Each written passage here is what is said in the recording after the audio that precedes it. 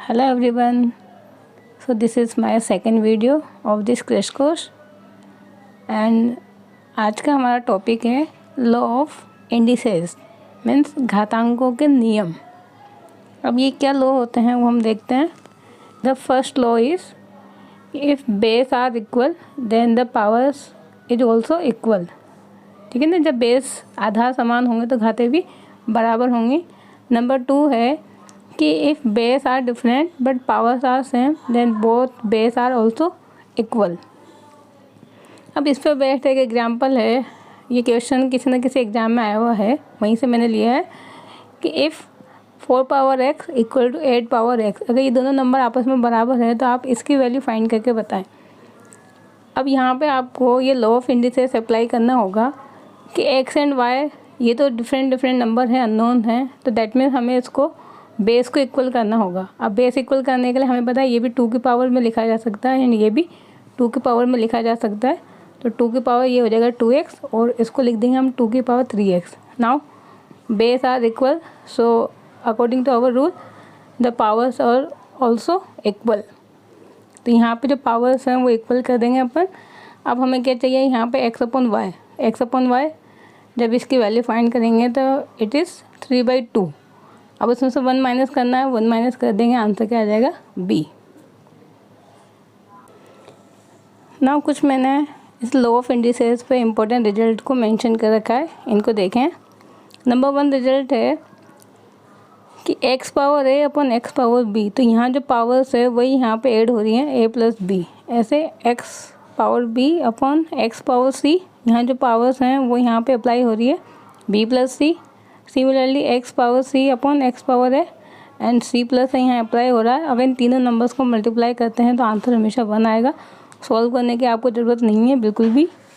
Similarly same चीज़ है but यहाँ power मैंने लिख दी a² plus ab plus b²। And यहाँ पे x पावर b अपन x पावर c और पावर अपन लिख दी b² plus bc plus c²। और यहाँ पे भी x की पावर c अपन x पावर है और पावर है c² plus ac plus a²। इस तरीके से आपको कोई एक रिजल्ट गिवन होगा तो हम बोलेंगे इसका आंसर भी 1 होगा। इसको आप डायरेक्ट याद रखें एज ए रिजल्ट।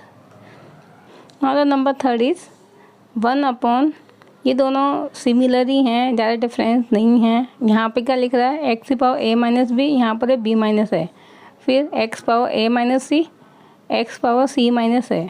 यानी किसी भी यहाँ पर अगर 3 नंबर अपन लेते हैं a b c, a को फिक्स करके इसमें से b को माइनस कर दिया, इसको c को माइनस कर दिया।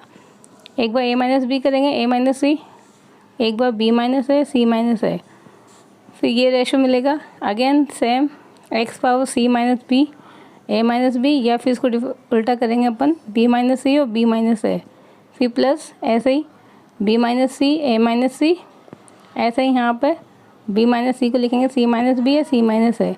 तो ये आपको रेशो गिवन हो या ये वाला रेशो गिवन हो, इन दोनों का हमेशा आंसर आपको मिलेगा ऑलवेज 1। तो ये जो मैंने रिजल्ट लिखे हुए हैं आप इनको डायरेक्ट एज इट इज़ ध्यान रखना। एक और मैं यहाँ पर रिजल्ट लिख दूँ, उसकी वैल्यू भी 1 होती है, इसको आप नंबर 5 मान लेना कि 1 अपॉन 1 प्लस x की पावर b माइनस a, फिर प्लस 1 अपॉन 1 प्लस x की पावर a माइनस b। ये अगर सम आता है दैट में कोई भी 2 नंबर हैं a और b, तो b माइनस a और a माइनस b करेंगे तो वो वैल्यू भी हमेशा 1 आएगी। अब यहाँ पर x की पावर c माइनस a और x की पावर a माइनस c, या फिर x की पावर b माइनस a, वो तो अपन लिखा हुआ है b माइनस c, और या फिर x की पावर c माइनस b। तो कोई भी 2 नंबर दे दे जो आपस में इंटरचेंज हो रहे हों और इस फॉर्म में लिखे हों तो उन दोनों का सम भी हमेशा 1 होगा। तो ये नंबर 5 रिजल्ट आप ध्यान रखना है इसको। अभी यहाँ पे कुछ इम्पोर्टेंट सुपर ट्रिक्स मैंने लिखी हुई है और इस पर मैंने मार्क कर रखा है 100%। दैट मीन्स इस बार एग्ज़ाम में इस टॉपिक से आपको डेफिनेटली क्वेश्चन देखने को मिलेगा। अब वो ट्रिक्स हैं क्या उनको हम देखते हैं।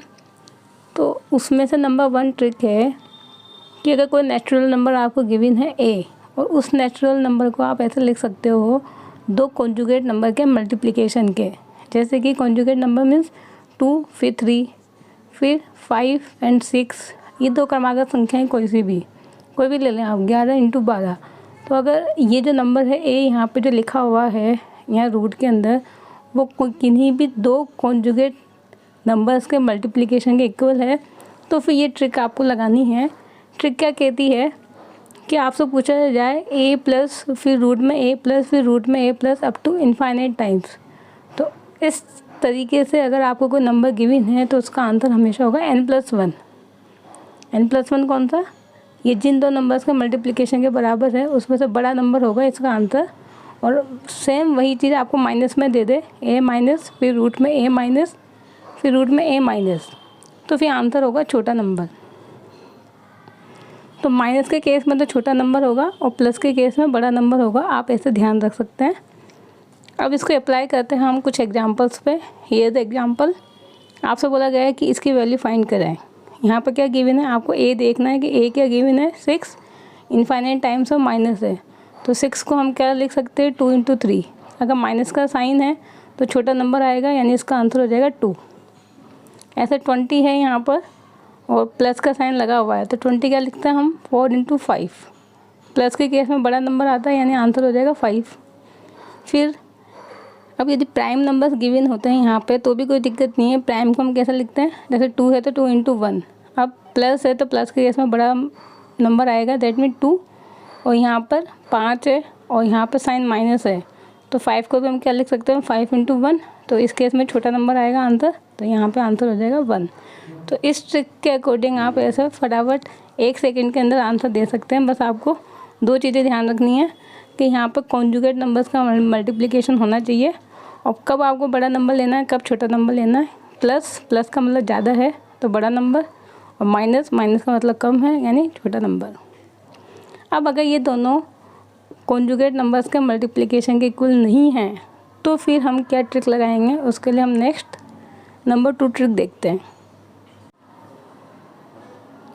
Now this is our trick number 2। इसमें क्या होगा कि ए तो नेचुरल नंबर होगा और जो ए का प्रोडक्ट है वो दो कॉन्जुगेटिव नंबर्स के इक्वल नहीं हैं, ठीक है ना। अगर इक्वल होगा तो क्या होती है ट्रिक, वो अभी मैंने ट्रिक नंबर 1 में बताई। अब नहीं होता है तो फिर हमें आंसर कैसे देना होगा, उसके लिए यहाँ पे ये ट्रिक नंबर 2 है। इसमें क्या होगा कि अगर रूट के अंदर प्लस प्लस गिवन है तो फिर इसका आंसर होगा the positive root of the equation x² - x - a = 0। So इस इक्वेशन को आपको सॉल्व करना होगा, इसका जो पॉजिटिव रूट होगा वो इसका आंसर होगा।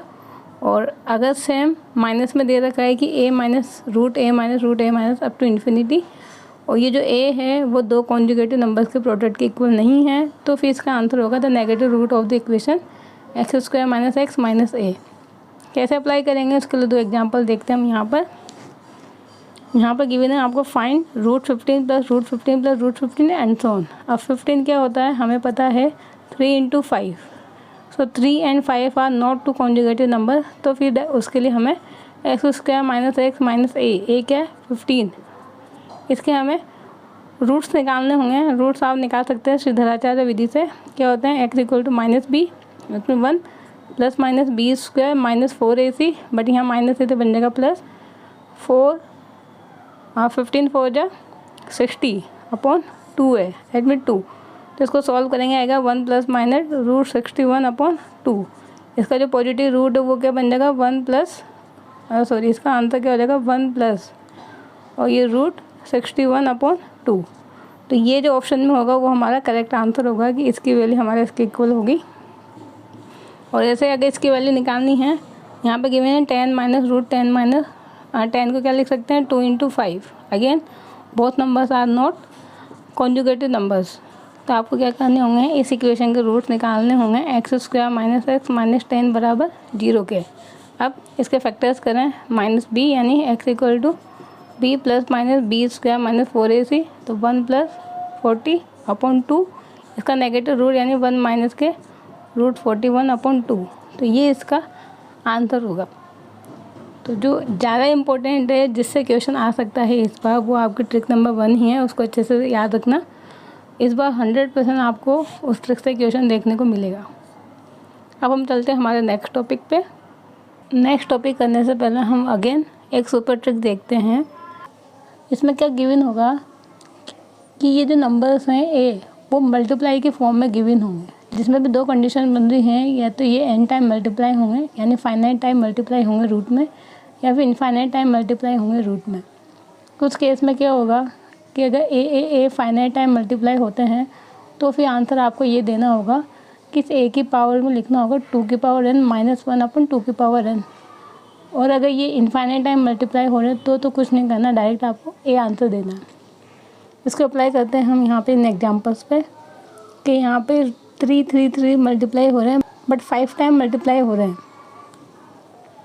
तो इसका आंसर क्या होगा हमारे ए मतलब क्या 3 की पावर में क्या लिखना है 2 की पावर n कितने यानी 5 बार मल्टीप्लाई हो रहा है -1 फिर अपॉन 2 की पावर n यानी 2 की पावर 5। इसको सॉल्व करेंगे तो 3 की पावर 2 की पावर 5 कितना होता है 32 -1 फिर बन जाएगा 31 अपॉन 32। ये हमारा आंसर होगा। अब यहाँ पर 5 5 5 कितनी बार इनफाइनाइट टाइम मल्टीप्लाई हो रहा है, तो उसके अकॉर्डिंग हमारा आंसर क्या होता है, जो ए होता है वही हमारा आंसर होता है, यानी 5 आंसर आ जाएगा। अब यहाँ क्या हो रहा है 2 2 2 3 बार मल्टीप्लाई हो रहा है, तो 2 की पावर बनेगा 2 की पावर 3 -1 अपॉन 2 की पावर 3। 2 की पावर 3 कितना होता है 8 में से 1 गया 7, तो 7/8 ये यहाँ पे आंसर हो जाएगा। फिर ये रूट में है और ये मल्टीप्लाई हो रहा है यहाँ पे, और क्या संख्या दे रखी है 1000 और इनफाइनाइट टाइम मल्टीप्लाई हो रहा है, तो उसका आंसर ए की इक्वल ही होगा। अब हम चलते हैं नेक्स्ट कॉन्सेप्ट के सुपर ट्रिक पे। अब ये हमारा नेक्स्ट टॉपिक है टोटल नंबर ऑफ डिविजर्स। ये टॉपिक मैंने कल भी आपको करवाया था, जिस पे बेस्ड दोनों साल 2014 और 18 में क्वेश्चन आया हुआ था आपके DSSB एग्ज़ाम में। अब कल तो मैंने केवल टोटल नंबर ऑफ डिविजर्स बताए थे किसी भी नंबर के, आज उसी पे बेस्ड 2 और रिजल्ट हैं, तो वो तीनों हम एक साथ देखते हैं। अगर जिसने कल का वीडियो नहीं देखा है तो वो प्लीज़ उसको भी जाके देखिएगा, और उसका लिंक मैंने डिस्क्रिप्शन बॉक्स में प्रोवाइड करवा दिया है, और ऊपर आप आई बटन पर क्लिक करके भी उस वीडियो को देख सकते हैं। अब होता क्या है कि यदि आपको कोई नंबर गिवन है और आपको पूछा जाए कि उसको टोटल नंबर ऑफ डिविजर्स निकालें, तो उसके लिए आपको करना क्या होगा कि पहले आप उसको प्राइम नंबर्स के फैक्टर्स की फॉर्म में लिख दीजिए। जैसे वो नंबर के हमने माना फैक्टर्स बोले P1 की पावर α1, P2 की पावर α2, Pk की पावर αk, इस तरीके से हमने लिखा, जहाँ पे P1 P2 Pk सारे क्या होंगे प्राइम नंबर होंगे नंबर 1। तो फिर वो जो नंबर आपको गिवन होगा उसका टोटल नंबर ऑफ़ डिविजर्स क्या होंगे, उसके लिए फॉर्मूला ये होगा कि जो यहाँ पे पावर्स होंगी उसमें आप +1 करते हुए इनको आपस में मल्टीप्लाई कर दीजिए। फिर नंबर 2 चीज़ आपसे इसमें पूछी जा सकती है कि इसके जो टोटल नंबर ऑफ़ डिविजर्स हैं उसमें से 1 और n को आप हटा देते हैं तो फिर कितने डिविजर्स बचेंगे। तो उसके लिए आपको क्या करना होगा कि ये टोटल तो निकालने ही होंगे, फिर इसमें से 2 को माइनस कर देना है, क्योंकि हमने 2 डिविजर्स को यहाँ से हटा दिया।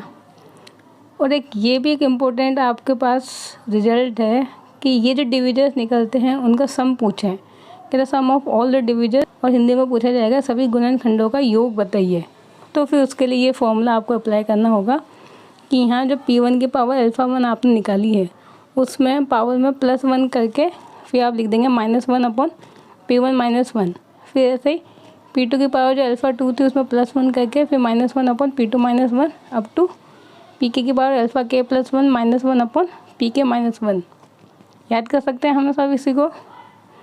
अब इनको अप्लाई कैसे करना है उसके लिए एक एग्जांपल हम यहाँ पे देखते हैं कि गिवन है कि इफ़ n इक्वल टू 4 की पावर 11, 7 की पावर 5 एंड 11 की पावर 2, ये n आपको गिवन है। क्वेश्चन पूछा गया है कि find the sum of the factors या डिविजर्स, इसके जो फैक्टर्स या डिविजर्स मिलेंगे उसका सम फाइंड करें।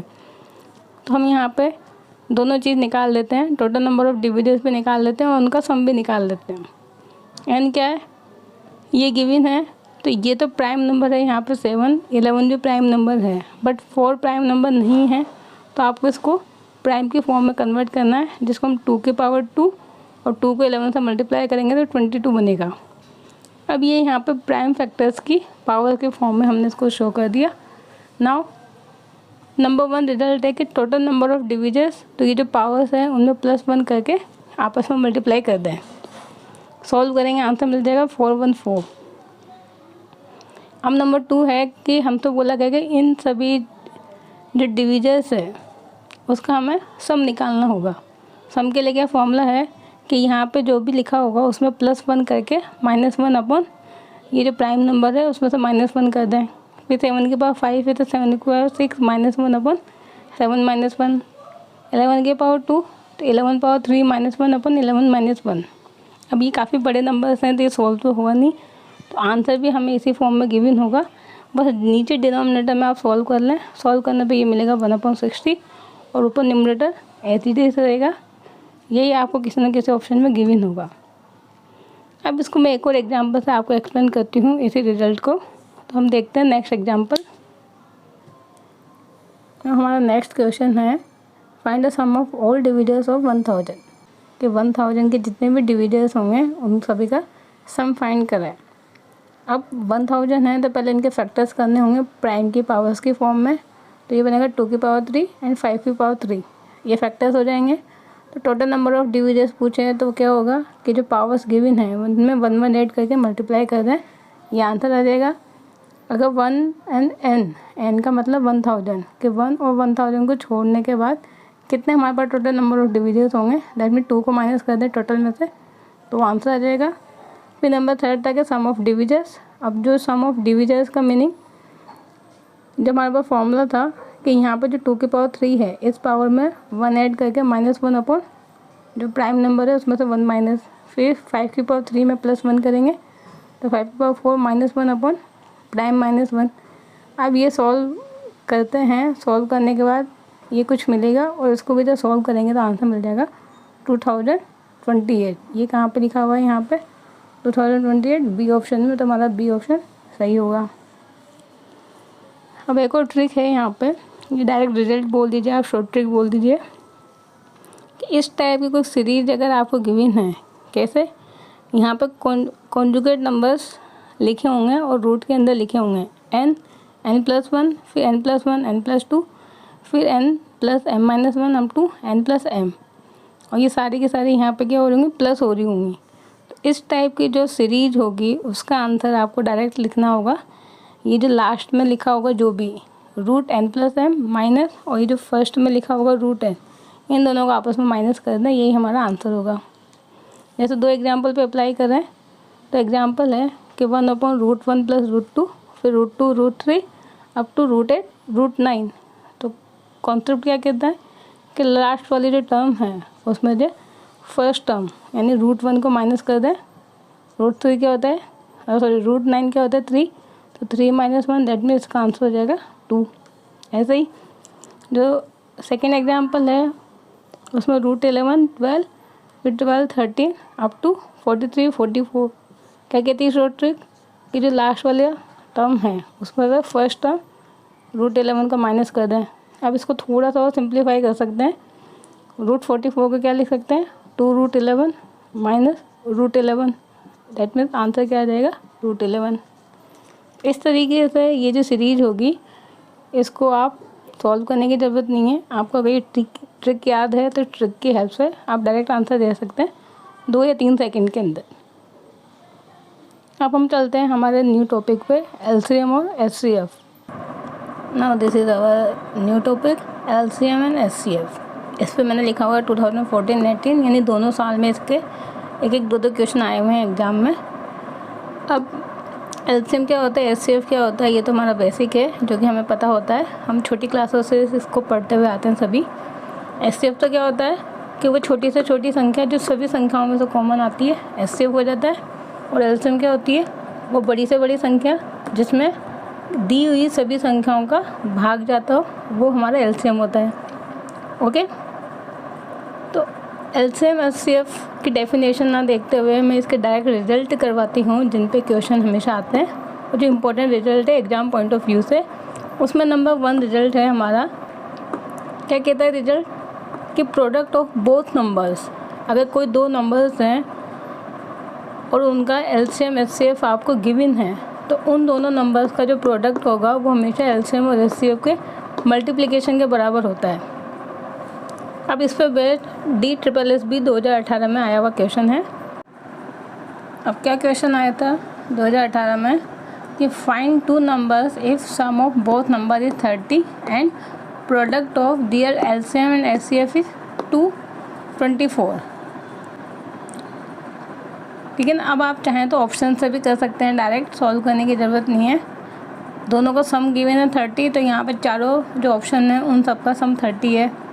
अब जो नंबर 2 है वो गिवन है कि उन दोनों संख्याओं का जो एलसीएम एचसीएफ है उनका प्रोडक्ट 224 है। तो हमारा रिजल्ट क्या कहता है कि जो दोनों संख्याओं का मल्टीप्लिकेशन होता है वो एलसीएम एचसीएफ के प्रोडक्ट के बराबर होता है।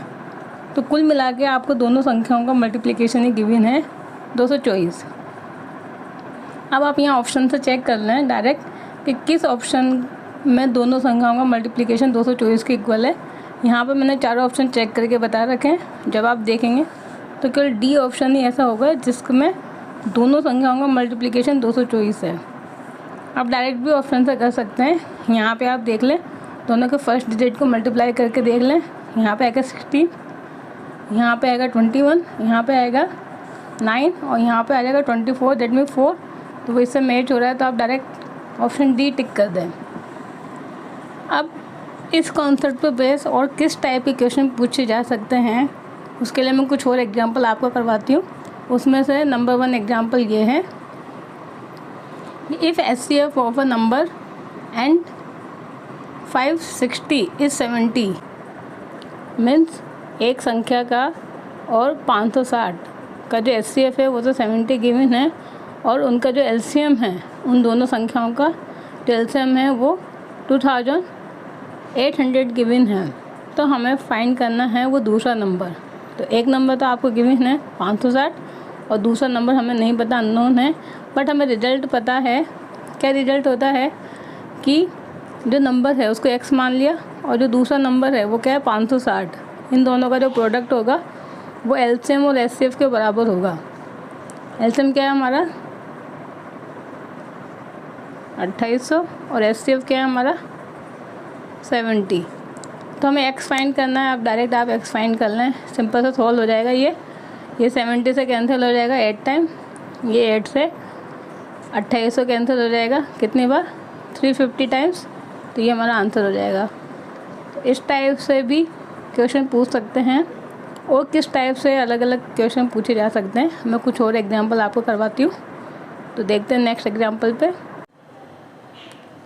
अब यहाँ कुछ ऐसे मैंने 4 एग्जांपल लिखे हैं एलसीएम एचसीएफ पे। वो क्या है हम 1 बाय 1 देखते हैं। ये नंबर 1 एग्जांपल है। इसमें क्या बोला गया है कि if product of 2 numbers is 1500 and their HCF is 10 then find their LCM. तो हमारा रिजल्ट क्या कहता है कि यदि हम दोनों नंबर्स को मल्टीप्लाई करते हैं तो दोनों का प्रोडक्ट तो क्या गिवन है आपको 1500 और एचसीएफ क्या गिवन है 10। हमें पता है एचसीएफ और एलसीएम का मल्टीप्लिकेशन क्या होता है प्रोडक्ट ऑफ बोथ नंबर्स। तो एलसीएम क्या देगा यहाँ पे सिंपल 150। तो ये हमारा आंसर हो जाएगा बी। अब ऐसे अगर हमें यहाँ पर सेकंड क्वेश्चन करना है इसमें क्या गिवन है कि if product of 2 numbers is 3026 and their LCM is 89 then HCF is. तो दोनों का प्रोडक्ट क्या गिवन है आपको 3026। अब इसमें से इनके एलसीएम यानी एक नंबर दे दिया आपको 89 और हमें क्या निकालना है एचसीएफ। एचसीएफ के लिए 89 से इसको डिवाइड करेंगे, डिवाइड करने पे आपको आंसर मिल जाएगा 34। ऐसे थर्ड एग्जांपल है कि if LCM and HCF of any 2 numbers is 1015 and 29। अब एलसीएम और एचसीएफ दे दिया आपको, ठीक है ना, कितना 1015 एंड 29 और फिर क्या बोला गया है and one of the number is 145 और इन दोनों में से कोई एक नंबर दे दिया 145 एंड फाइंड अदर। और दूसरा नंबर फाइंड करना है तो वो अपन ने मान लिया x है। तो 145 को इसको डिवाइड करना, इसको जब आपस में सॉल्व करेंगे तो इसका आंसर मिल जाएगा आपको 203। कैलकुलेट करके देखना आप। तो इस टाइप से इस कॉन्सेप्ट पे ये 3 टाइप के एग्जाम्पल यहाँ पे बन सकते हैं। कोई भी एक अननोन पूछ लेंगे, बाकी के 3 क्वांटिटीज़ आपको दे दी जाएंगी।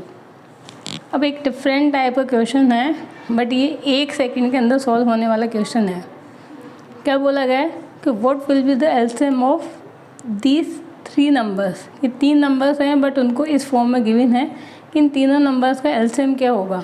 एलसीएम में क्या करना होगा कि यहाँ पे जो फैक्टर्स आपको गिवन है उसमें आप देख लीजिए कौन कौन सा नंबर इन्वॉल्व है। तो इन्वॉल्व है 2, 3, 5, 7। इनको आप लिख दीजिए। अब 2 की जो सबसे बड़ी पावर है वो पावर आप यहाँ पे लिख दीजिए। 2 की पावर 1, 2, 3, तो सबसे बड़ी पावर कौन सी 3, तो ये 3 हो जाएगा। अब 3 की पावर 3, 3 की पावर 4, 3 की पावर 5, तो सबसे बड़ी पावर कौन सी ये आ जाएगा। फिर 5 की पावर 2, 5 की पावर 1, इसमें तो 5 है ही नहीं, सबसे बड़ी पावर है 2। जैसे 7 यहाँ पे है नहीं, 7 की पावर 1, 7 की पावर 9, तो सबसे बड़ी पावर क्या है 9। तो ये जो मैंने लिखा है ये तो हो जाएगा यहाँ पे एलसीएम। तो आप समझ गए होंगे एलसीएम में क्या करना है कि अगर कुछ नंबर इस फॉर्म में गिवन है तो आपको जो सबसे बड़ी पावर है वो लिखते हुए चलना है और वो आपका एलसीएम हो जाएगा। अब अगर सेम क्वेश्चन में आपसे एचसीएफ पूछे, मान लेते हैं कि एचसीएफ आपसे पूछा गया है, तो एचसीएफ में भी कुछ नहीं करना होता। पहले तो आप जितने भी आपको संख्याएं गिवन हैं इन सबको लिख लीजिए। अब यहाँ पे छोटी पावर आपको लेनी है। जैसे 2 की सबसे छोटी पावर कौन सी 1, तो यहाँ पे आ जाएगी 1। अब 3 की सबसे छोटी पावर कौन सी है, यहाँ पे 3, तो यहाँ 3 लिख देंगे। फिर 5 की सबसे छोटी पावर कौन सी है 1, तो यहाँ पे 1 आ जाएगी। और 7 की सबसे छोटी पावर कौन सी है 1, तो ये इसका यहाँ पे एचसीएफ होगा।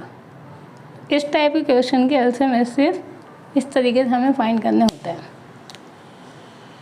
अब ये हमारा एलसीएम एचसीएफ टॉपिक पे ये दूसरा रिजल्ट है कि if ratio of 2 and more than 2 numbers is given, that means कोई भी 2 या 2 से ज़्यादा नंबर्स का रेशो गिवन है, तो फिर रिजल्ट ये होता है कि रेशो के अंदर जो भी नंबर्स हैं उनका जो प्रोडक्ट होगा और एचसीएफ का मल्टीप्लिकेशन ये हमेशा बराबर होंगे एलसीएम के। कैसे? अब इस रिजल्ट पे बेस DSSB 2018 में क्वेश्चन आया था। क्या क्वेश्चन आया था कि if 3 numbers are in ratio 3:5:9 and their LCM is 810, then their HCF, यानी उसका हमें एचसीएफ फाइंड करना था अगर 3 नंबर इस रेशो में गिवन है 3:5:9। तो ये रिजल्ट क्या कहता है कि रेशो के अंदर जो भी आपको नंबर्स गिवन हैं उनको प्रोडक्ट कर दें और वो जो प्रोडक्ट होगा और एचसीएफ का जो प्रोडक्ट होगा वो एलसीएम के इक्वल होगा हमेशा। तो यहाँ 3, 5, 9 को गुणा कर दिया एचसीएफ से और बराबर हो जाएगा एलसीएम। इसको सॉल्व करेंगे तो एचसीएफ की वैल्यू आ जाएगी हमारे पास 6, जो कि हमें ऑप्शन नंबर बी में गिवन है। अब इसी कॉन्सेप्ट पर बेस और किस टाइप से क्वेश्चन पूछे जा सकते हैं वो हम नेक्स्ट एग्जाम्पल पर देखते हैं। ये एग्जाम्पल है हमारा कि if ratio of 2 number is 3:4 and their LCM is 240, then smallest number is, तो उन दोनों में से सबसे छोटा नंबर कौन सा होगा। तो पहले हम उसके लिए ये कॉन्सेप्ट ये बोलता है कि एचसीएफ और दोनों नंबर्स का जो मल्टीप्लिकेशन है तो 3 × 4 कितना होता है 12, ये बराबर होगा एलसीएम के यानी 240 के। तो उन दोनों नंबर का एचसीएफ से निकल के आ जाएगा 20। ओके, अब वो दोनों नंबर्स क्या हैं, तो जो रेशो है तो इसमें से जो पहला नंबर होगा वो तो हो जाएगा 20 × 3, दैट मीन्स 60, और दूसरा नंबर हो जाएगा y। एचसीएफ को मल्टीप्लाई कर देंगे 4 से, हो जाएगा 80। अब ये दोनों नंबर्स हैं, इन दोनों नंबर्स का क्या पूछा गया स्मॉलेस्ट नंबर, स्मॉलेस्ट क्या दिख रहा है 60, तो ये हमारा आंसर हो जाएगा। अगर बड़ा नंबर पूछे तो आंसर हो जाएगा 80। अगर इन दोनों का आपको सम पूछे तो आप इनको सम करके लिख देना। ऐसे नेक्स्ट एग्जाम्पल नंबर 2 है, if ratio of 2 number is 5:6 and their LCM is 150, then sum of both number, तो दोनों नंबर्स का सम कितना होगा। तो सेम जैसे अभी हमने फाइंड किया वैसे करना है। एचसीएफ तो ये तो हम लिख देंगे एचसीएफ और दोनों का मल्टीप्लिकेशन यानी 30, इट इज़ इक्वल टू इनका एलसीएम कितना गिवन है 150। तो एचसीएफ क्या निकल के आ जाएगा हमारे पास 30 और 150 को डिवाइड करेंगे तो ये हो जाएगा 5। तो दोनों नंबर क्या हो जाएंगे एक्स को मल्टीप्लाई कर देंगे 5 से तो ये तो हो जाएगा 25, और वाई को यानी 5 को मल्टीप्लाई कर देंगे 6 से, ये हो जाएगा 30। दोनों का सम कितना आ रहा है हमारे पास 55 कहाँ है सी ऑप्शन में। इस तरीके से ये जो कॉन्सेप्ट है रेशो वाला उसमें किस किस टाइप से क्वेश्चन पूछ सकते हैं वो मैंने आपको भी बताया, जिसमें मैं कोई नया टॉपिक आपको बताऊंगी और उस पर बेस्ड DSSS 2014 और 18 में क्वेश्चन आए होंगे वो मैं आपको करवाऊंगी। I hope you like my videos. If you like then please like, share and subscribe this channel. Thank you for watching my videos. Thank you.